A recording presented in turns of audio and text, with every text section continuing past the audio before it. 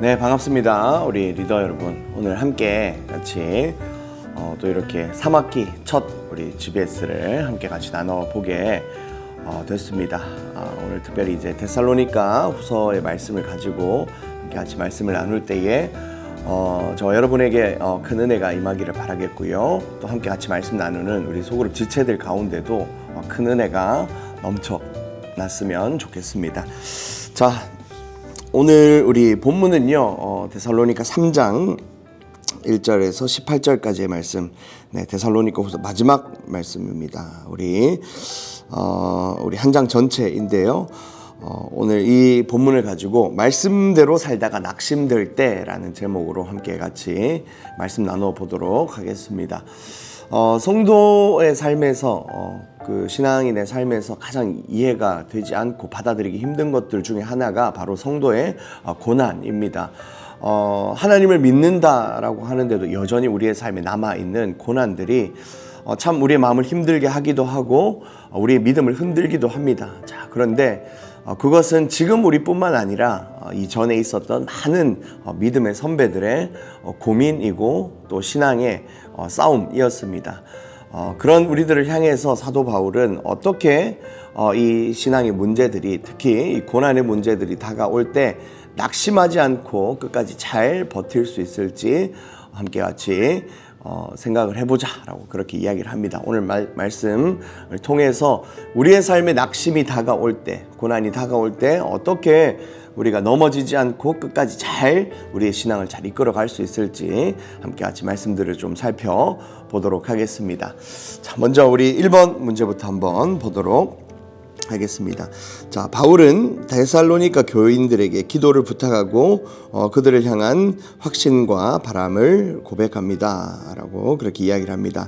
자, 먼저 이 사도 바울은 자신도 지금 이 낙심될 만한 그런 상황 가운데 있어요. 고난 가운데 있어요. 그래서 지금 데살로니가 교인들에게 기도를 부탁합니다. 자신의 처지를 이야기를 하면서 어떻게 해달라, 어떻게 기도해달라, 그렇게 이야기를 하죠. 자, 작은 1번이에요.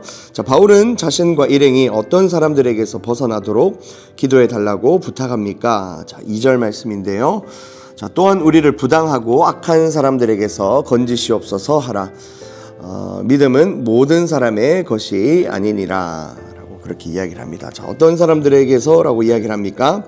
자, 부당하고 악한 사람들이라고 그렇게 이야기를 합니다.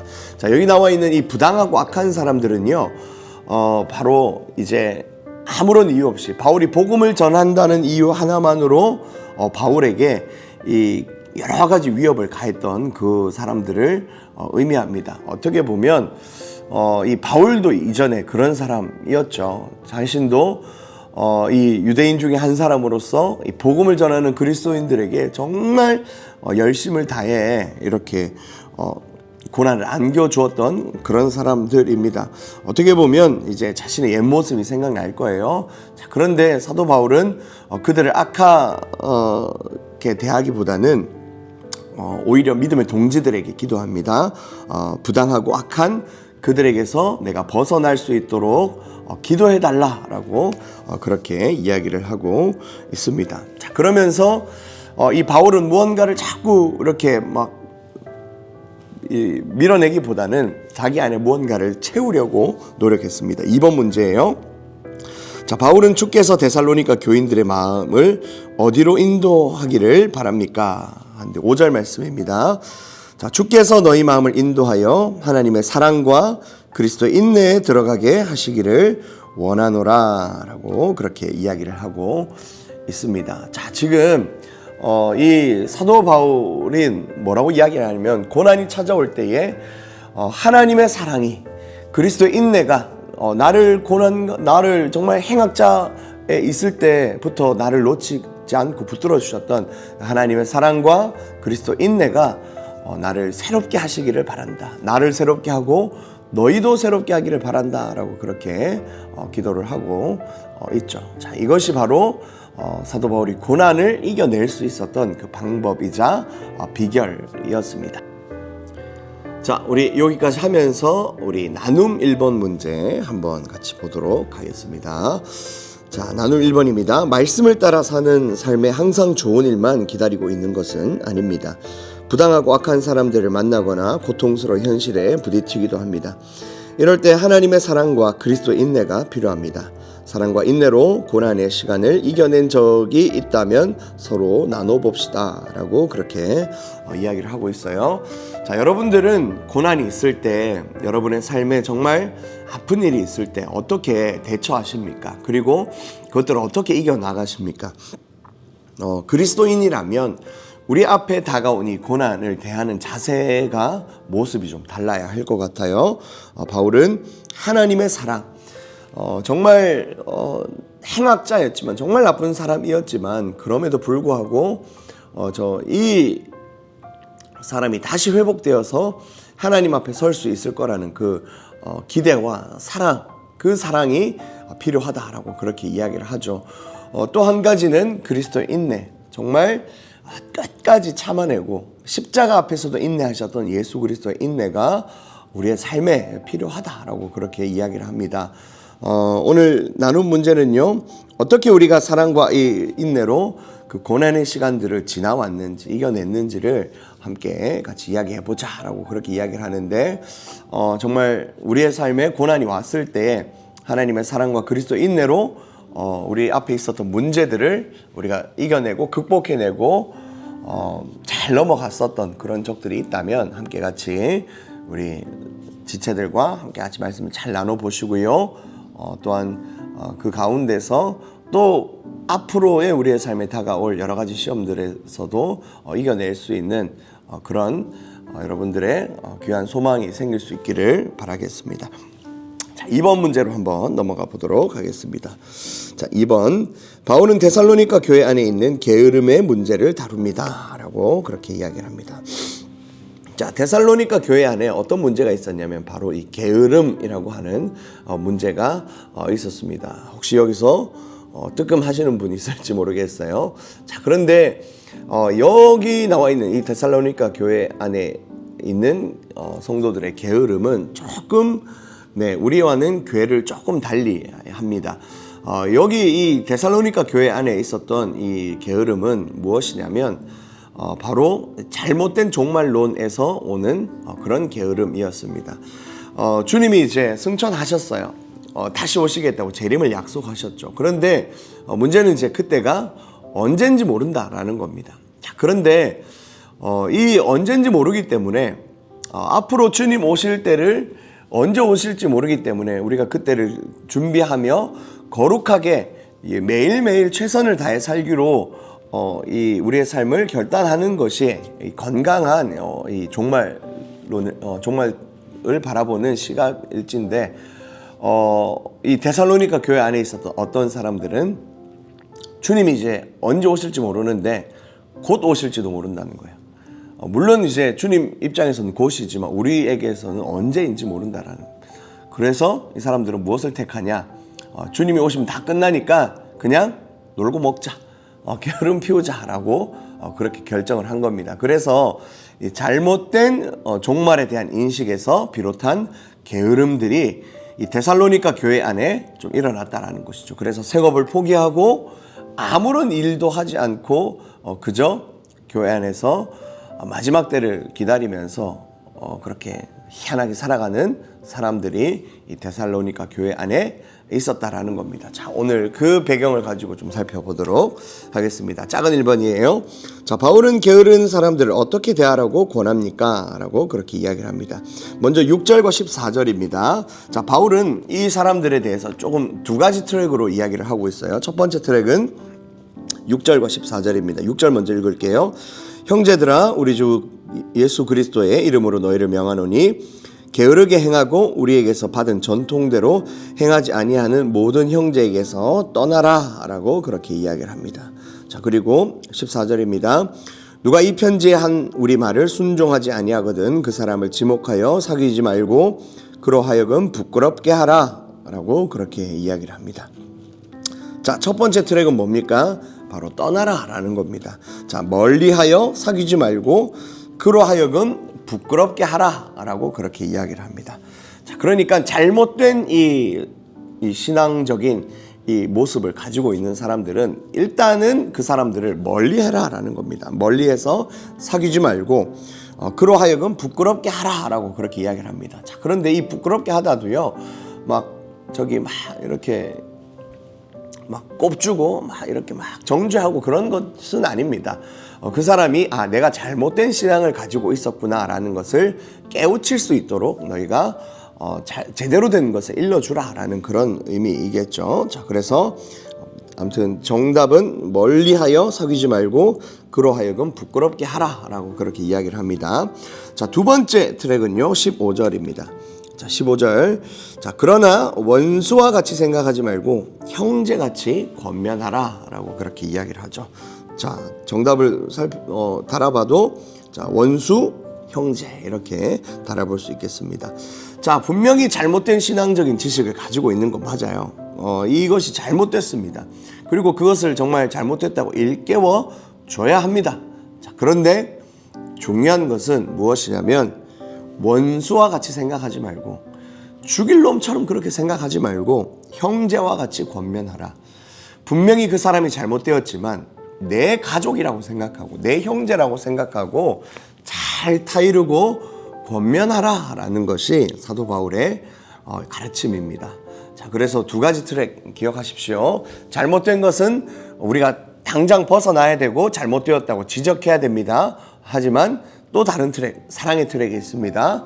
우리가 원수같이 대하지 말고 형제처럼 잘 권면하는 것이 우리 공동체 안에 필요합니다. 사도 바울은 데살로니가 성도들에게 그것을 이야기를 하고 있습니다.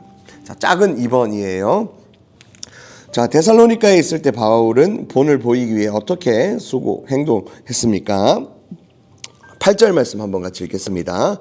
자, 누구에게서든지 음식을 값없이 먹지 않고 오직 수고하고 애써 주야로 일함은 너희에게 아무에게도 폐를 끼치지 아니하려 함이니. 자, 사도 바울은 데살로니가 교회 성도들에게 자기가 본을 보여주기 위해서 내가 너희에게 머물고 있을 때 내가 어떻게 행동했는지를 너희가 기억해봐라 라고 그렇게 이야기를 합니다. 자, 그러면서 자신의 모습을 어떻게 이야기하냐면 어떤 것이든지 음식을 값없이 먹지 않고, 그러니까 누가 그냥 음식을 주려고 할 때도 이제 나는 돈을 지불하고 나는 음식을 먹겠다.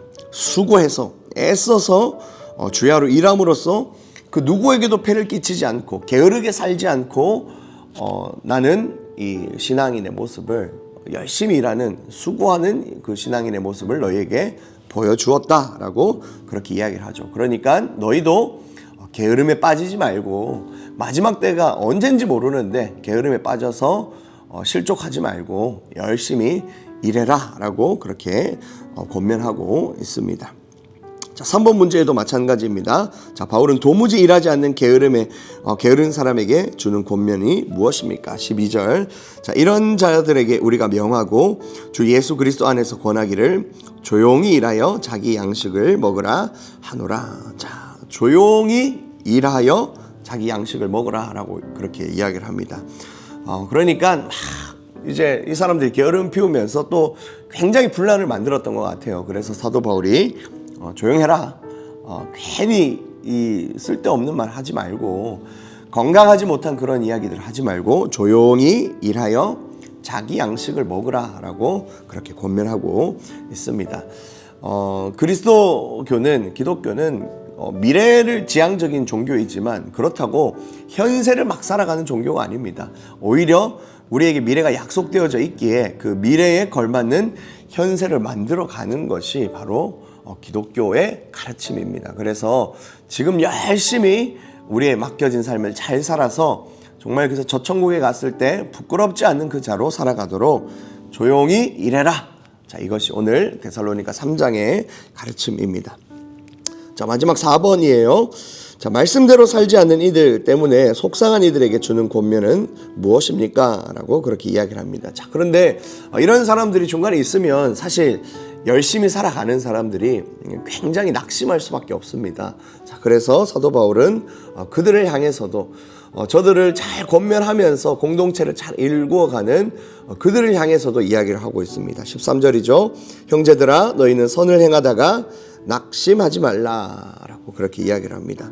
선을 행하다가 착한 일을 하다가 정말 어떻게 보면 정말 이 문제를 만들고 공동체 안에서 여러 가지 트러블을 일으키는 그 사람들을 품으려면 참 우리 마음 가운데 어떨 때는 참 힘이 들 때도 있고 낙심될 때도 있습니다. 자, 그런데 그때에 너희가 낙심하지 말라, 그렇게 이야기를 하고 있습니다. 사도 바울이 아마 이런 일들이 일어날 것을 예상하고 있었겠죠. 그러니까 미리 경고를 하고 있는 겁니다. 미리 처방을 하고 있는 겁니다. 분명히 그렇게 하다 보면 좀 마음이 맞지 않는 일도 있을 거고, 분명히 그렇게 하다 보면 오히려 착하게 살아가는 그 사람 너희들이 조금 속상한 일이 생길 텐데 그때에 낙심하지 마라. 너희 마음을 잘 지켜서 정말 마지막 때에 하나님 앞에 섰을 때에 정말 주님께 칭찬받을 수 있는 너희가 될 수 있도록 너희 삶을, 너희 마음을 잘 지키라 라고 그렇게 권면하고 있습니다.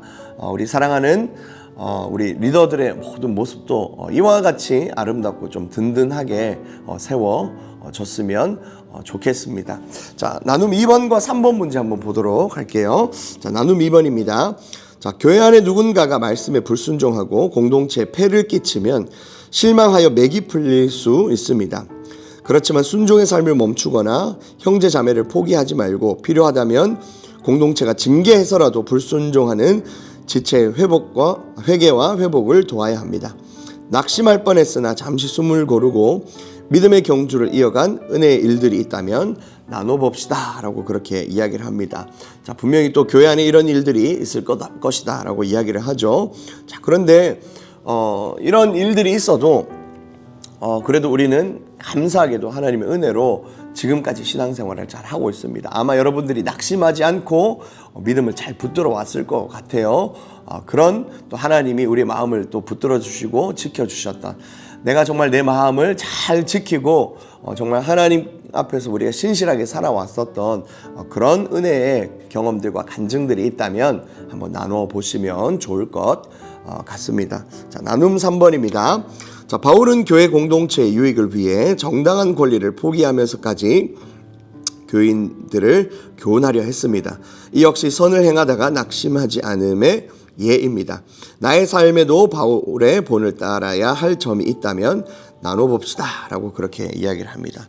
자, 사도 바울은 어떻게 보면 이 교회의 담임 목회자였고 교회를 개척한 사람이었고 정말 온 힘을 다해 교회를 위해 희생하고 헌신한 사람이었기 때문에 사실 누군가가 내가 당신의 삶을 책임지겠습니다 하고 사례비를 주거나 아니면 먹을 것을 가져다 주어도 뭐 그것을 받는다고 해서 부끄러운 것이 아니었습니다. 어떻게 보면 사도 바울 입장에서는 좀 감사함으로 받으면 되는 일이었는데 사도 바울은 그것을 포기했습니다. 그것을 포기하면서 혹시나 이것이 복음에 해가 될까봐, 혹시나 이것이 너희들의 마음에 거리낌이 될까봐 나는 이것을 포기하겠다라고 그렇게 이야기를 한 것이죠.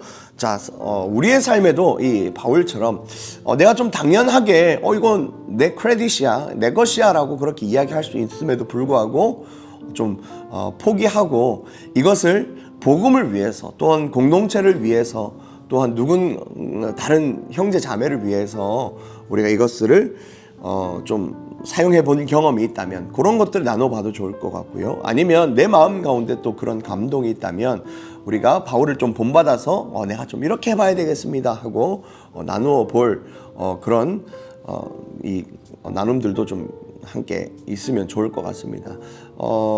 이제 우리 뭐 수련회를 하거나 행사를 하거나 하면 참 공동체 많은 우리 지체들이 한 마음으로 마음을 모아서 이렇게 많은 후원들을 하고 헌금을 하기도 하고 시간과 또 열정을 또 이렇게 헌신해서 이렇게 공동체를 만들어 가죠. 참 그런 것들을 보면 이것을 통해서 정말 우리가 우리 공동체가 세워져 가는구나 하는 그런 감사함들이 있습니다. 그런 반면에 저한테는 좀 그런 또 모습들도 있어요.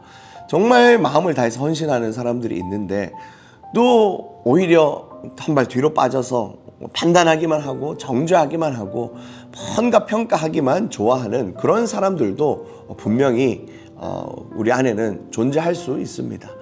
우리의 연약함이겠죠. 자, 그런데 그런 사람들에게 이 바울의 모습은 어떻게 보면 참 귀감이 되는 것 같고 좀 우리가 본받아야 할 그런 모습들이 아닌가 그렇게 생각되어집니다. 자, 오늘 바울의 모습들을 통해서 그리고 바울이 데살로니가 교회에 권면하는 그 권면들을 통해서 우리의 삶에 좀 채워가야 할 그런 은혜의 모습들이 있다면 함께 같이 채워가고 우리 공동체가 또한 이 말씀 위에 섬김 위에 든든하고 아름답게 세워지는 그런 우리 청년 공동체로 세워져 갔으면 좋겠습니다.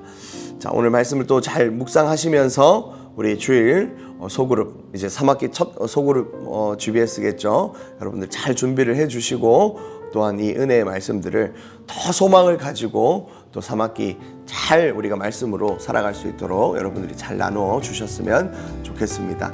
수고하셨고요. 주일날 또 만나도록 하겠습니다. 수고하셨습니다.